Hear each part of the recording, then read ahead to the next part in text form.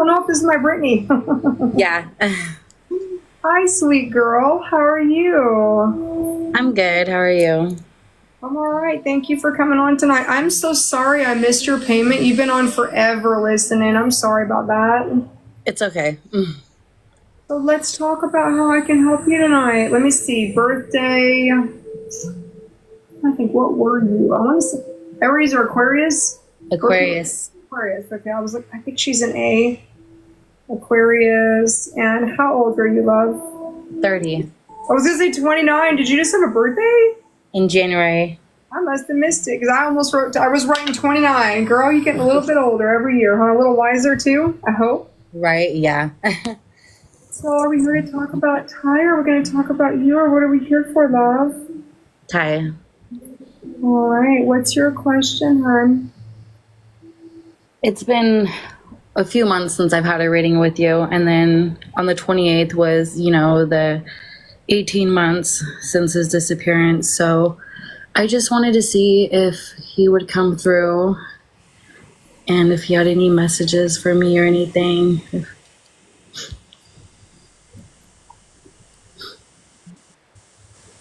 I'm just going to not even do much. I'm just going to sit and see what he has to say because I know he'll be here.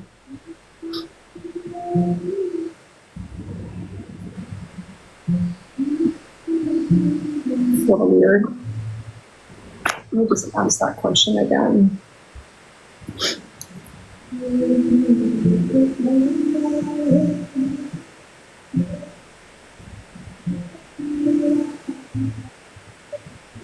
Okay, so let's catch everybody up. Tykerious was Brittany's best friend, roommate, friend, and he disappeared in February of December. December, I'm sorry. We did the reading in February. He disappeared in December.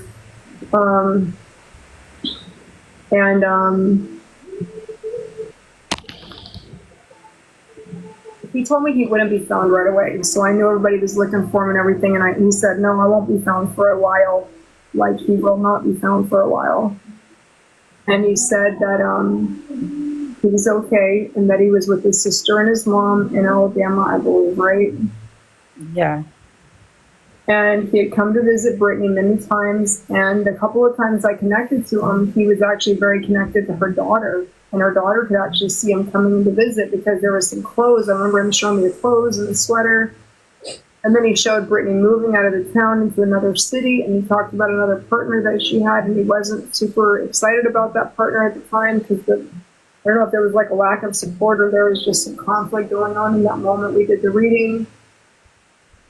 And he talked about a man that came to, that actually hurt, the one that actually was responsible for his passing. And he just told me, he said, they already know and they're not doing anything. So that kind of, I said, what do you mean? And he said, what I'm telling you is they already know.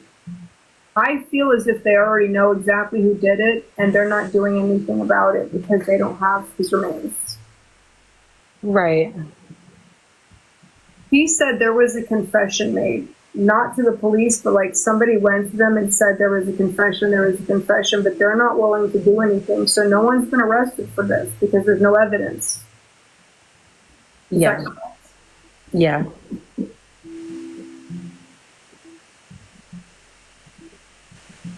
It's crazy because he always talks about where his body went in is not where his body is now. Where his body was is not where his body is now.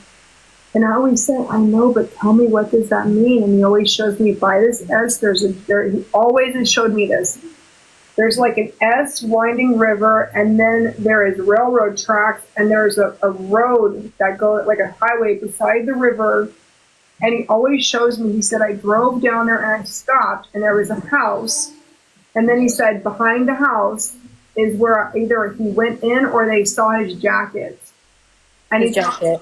They talk about how he was in one place of the river, but he was never left there. And I always felt like his body went down the river, but they dredged it and they never found him. Or they didn't dredge the river, they just looked at the river where he was at. But he could have been 50 miles downstream, correct? Yeah, because his car was found in that area.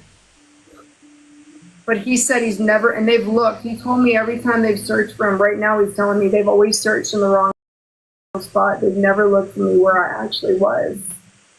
But he says they know who did this, and it is a white man, a little bit taller than you. Like, he's a white guy with lighter, not super light hair, like medium brown hair. Dustin. I always get the name D. I always said Dustin. Yep. Did Dustin do a confession of this? Because he said everybody knows, but no one's doing anything. Yeah. He didn't confess to the police. How did he get? How does Ty know that there was a confession made, but the police didn't hear it from Dustin, but they know he confessed? Because Ty was seeing the mother of his child, and a year to the date of Ty's disappearance, he had pulled a gun on her and confessed to hurting Ty, and she had recorded it on her phone. Because I remember the first time I met you, I said, "Is Tykerious a black guy?" And you said yes. And I said he was dating a white woman, and he said there was something about this. She had a little girl that wasn't his kid, and the dad of this little girl was so mad about it. And he said he worked at a grocery store. Yeah. And I remember there were such details to it. There was such like kind of crazy details to this. I remember it was very uncanny, the details about this.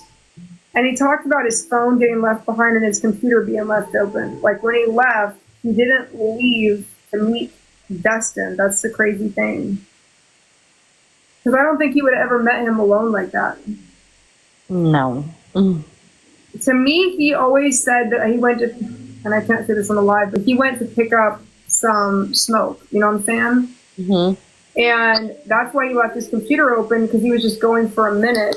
But for some reason, he didn't want his license plate to be seen. And I felt like, did you say that he took your car that night? No, he would always drive my car because he had issues with his car. And then that night, he, for whatever reason, didn't take my car. He didn't want your car seats. He said he's talking about car seats in the car. I remember him talking about the car seats. He didn't want someone to follow your car or your car get caught, or if there was an undercover or whatever. He just didn't want you involved in his stuff. Yeah. And he also showed me there was like, God, I feel like the problem with this is they just don't want to do anything. I've always felt like that too, since the very beginning. He's like, they don't care to solve this. They don't care. Yeah. I don't want to say the words he used, but he's like, I'm just another blah, blah, blah. They don't care. They don't care. They don't care. He said I had a little bit of a history.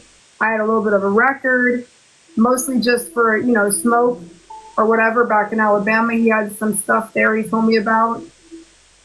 And he said that when, like, the police look at him, they don't look at him as a person. They look at him as just, like, another, like, Rastafarian, like, Yeah. They don't care. They look at him like, I don't know if he had dreads or what, but he said he cut his hair, but he said he like twisted his hair. And he said when they just always were profiling him or pulling him over, or just giving him a hard time all the time up in Oregon. Yeah. And he said even now they don't care. Like they said, this guy, Dustin, he's like a well-known guy. Everybody knows him in the town. Like it would be harder to confess to him. Like they would basically have to find his body, and I feel like he told me his body's been moved twice, but I asked him, is it naturally moved or moved by someone? And I never got an answer for it. I still believe this case will be solved. He still says he's not going to rest until it's solved, that somebody is going to come on the case that's not familiar with everybody in this story, and they're going to get on top of this. And he talked about his mom hired a private investigator. Is that true? Yeah. And that private investigator is still working on this, trying to put pressure on the police? Yeah. Because I feel like that work that he's doing is so instrumental.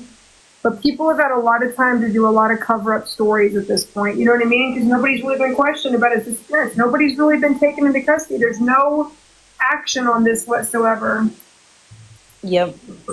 We already know who did it. We know how they did it. We know what they did. We just need to know where he's at. As frustrating as it is, I've gotten 50 different leads on this, and every one of them leads to the truth. Yes, it's validatable. But I always ask him, where are you? And he goes, I don't know because I'm not familiar with the area. Yep. He's always near the water, but I keep feeling like, well, by now, shouldn't you have covered up, came up somehow? And he said no. It's almost like, and the thing is, I never felt like anybody killed him in the water. I feel like he was already gone or already unconscious when he went into the water. Right. There was like a yard. That's the thing. He showed me like, sometimes you'll see like a lumber mill or something where there's like a lot. I don't know if this is truck driver lots or if this is like, there's big trucks, there's dirt, it's not grass, it's like a dirt area. It's near the river and there's a lot there. And I feel as if that's where he went, near that lot or in that lot, but that's not where he is now. Yeah, I know where you're talking about. It's a mill. Is a lumber mill? Yeah.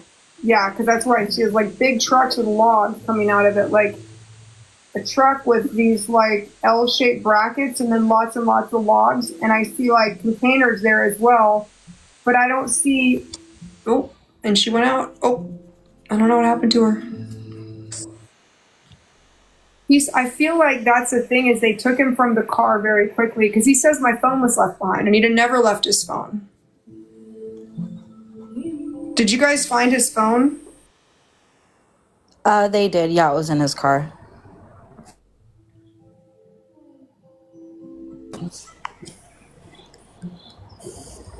He says, I still love you. Did you dye your hair? No, I was talking about dyeing my hair today. Because I was with her, tell her I love her. She was dyeing her hair. She was going to do you have a nose piercing? Yeah, my septum pierced. Did you just change it or you were going to change it? Because he just talked about that too. I was Did you have a septum looking when at you- jewelry. Yeah, I had my septum pierced. Yeah, that's what I thought. But he keeps talking about like, oh, she just talked about dyeing her hair. She talked about changing her jewelry. He talked about being with you. And oh my God, here's the cat again. What's the story with this cat? Is this the same cat you've had? Do you have two cats? Yeah, and I had both of those cats when he was here. He keeps talking about the cats are seeing him though. Who had the birthday party or has the party coming up? Who's got the party coming up? Is that your daughter? Yeah, her birthday party is on the 10th. Yeah, you just made me write her birthday. See, birthday. And he said, I'll be there for her birthday. He said, I still love you. Don't be sad. Did you talk to his mom like last week? Yeah.